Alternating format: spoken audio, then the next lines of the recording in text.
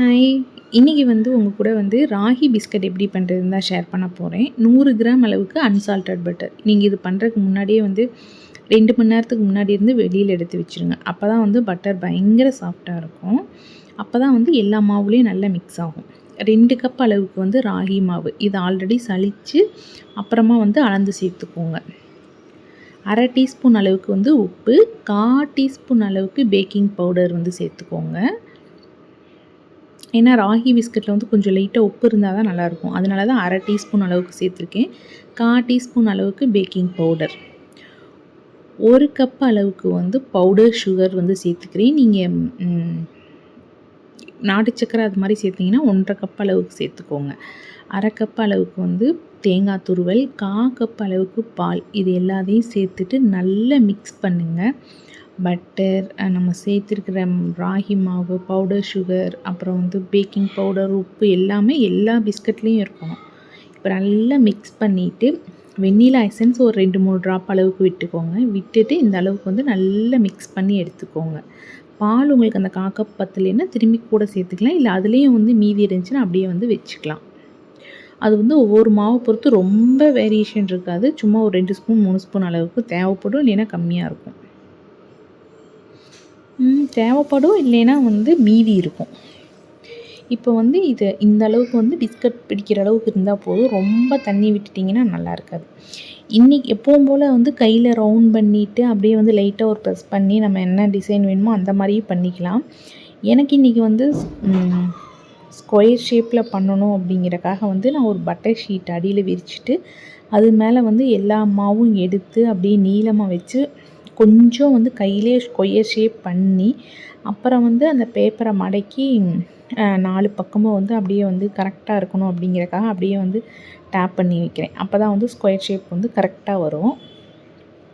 நீங்கள் ஆல்ரெடி கையிலே ஒரு அளவுக்கு கொண்டு வந்துட்டு அப்புறம் தான் பேப்பரில் மடித்து இந்த மாதிரி பண்ணணும். அப்போ தான் கரெக்டாக வரும். இல்லைன்னா அங்கங்கே உதிரும், இல்லைன்னா ஒரு மாதிரி ஷேப் கரெக்டாக வராது. இப்போ இந்த அளவுக்கு வந்துருச்சு. இப்போ இதை நல்லா ரோல் பண்ணிவிட்டு நான் ஃப்ரிட்ஜில் ஒரு 1/2 மணி நேரம் வச்சு எடுக்க போகிறேன். அப்போ தான் சூப்பராக இருக்கும். எந்த பிஸ்கட் பண்ணாலும் ஒரு 1/2 மணி நேரம் ஃப்ரிட்ஜில் வச்சு எடுத்து பேக் பண்ணிங்கன்னா சூப்பராக இருக்கும். இப்போ ஃப்ரிட்ஜில் இருந்து வெளியில் எடுத்துகிட்டேன். இதை அப்படியே கத்தி வச்சு கட் பண்ணிக்கலாம். ரொம்ப திக்காக கட் பண்ணக்கூடாது, ரொம்ப லேஸாகவும் கட் பண்ணிடக்கூடாது. கத்தி வச்சுட்டு பொறுமையாக கட் பண்ணுங்கள்.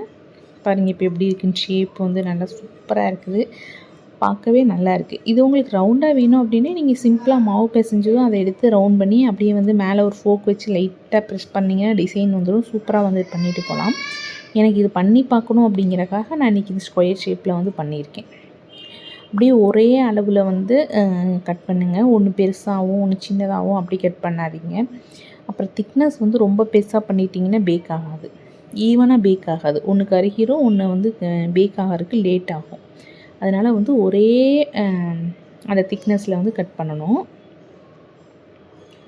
உங்களுக்கு என்ன ஷேப் வேணுமோ அந்த ஷேப் வச்சுக்கலாம். நான் இன்றைக்கி ஸ்கொயர் ஷேப்புக்காக இப்படி பண்ணியிருக்கேன். நீங்கள் ரெக்டாங்கிள் வேணும் அப்படின்னா அதுக்கேற்ற மாதிரி மாவை நீங்கள் ஆல்ரெடி நல்லா கையிலே பண்ணிவிட்டு அப்புறம் பேப்பர் வச்சு ரோல் பண்ணுங்கள். இந்த அளவுக்கு கட் பண்ணி எல்லாமே பண்ணியாச்சு. இப்போ ஒரு ட்ரேயில் அடியில் பட்டர் ஷீட் போட்டு ட்ரேயில் ஃபுல்லாக அடுக்கிட்டேன். ஓடிஜியில் வைக்கணுன்னா 180 டிகிரி செல்சியஸில் 10 மினிட்ஸ் ப்ரீ ஹீட் பண்ணிவிட்டு ஒரு 20 to 25 மினிட்ஸ் வைக்கணும். இது நீங்கள் பாத்திரத்தில் வைக்கிறீங்க அப்படின்னா மீடியம் ஃப்ளேமில் ஒரு 15 மினிட்ஸ் ப்ரீ ஹீட் பண்ணிவிட்டு 25 to 30 மினிட்ஸ் வைக்கணும் சிம்மில். இப்போ நல்லா பேக்காகி வந்துடுச்சு. லைட்டாக அடியில் ப்ரௌனாக இருக்கும். நம்ம தேங்காய்லாம் போட்டிருந்தோம்ல, அதெல்லாம் பாருங்கள் அந்த பிஸ்கட்டில் இடையில சூப்பராக தெரியுது. ஸ்மெல்லும் ரொம்ப சூப்பராக இருக்கும். எனக்கு தேங்காய் ரொம்ப பிடிக்கும். பிஸ்கட்லேயோ எதுலேயுமே எனக்கு தேங்காய் ரொம்ப பிடிக்கும். இன்னும் கூட நீங்கள் 1/2 கப் தேங்காய் துருவலுக்கு பதில் 1 கப் அளவுக்கு சேர்த்துக்கலாம்.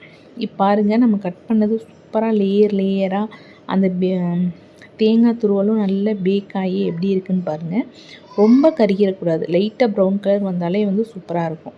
இந்த மாதிரி ஒரு ஏர்டைட் பாக்ஸில் போட்டு வச்சிட்டிங்க அப்படின்னா 1 மாதம் அளவுக்கு கூட சாப்பிடலாம். இதில் ஒரு லைட்டாக கூட ஈரம் இருக்காது. அதனால் 1 மாதம் 2 மாதம் அந்தளவுக்கு சாப்பிட்டுக்கலாம். தண்ணி படாமல் இருக்கணும். ஏர்டைட் பாக்ஸில் போட்டு க்ளோஸ் பண்ணி வச்சிடணும். நீங்கள் குட்டீஸ் ஸ்கூலுக்கு போகிறாங்கன்னா டெய்லியும் ஸ்நாக்ஸ் பாக்ஸில் போட்டு கொடுக்கலாம்.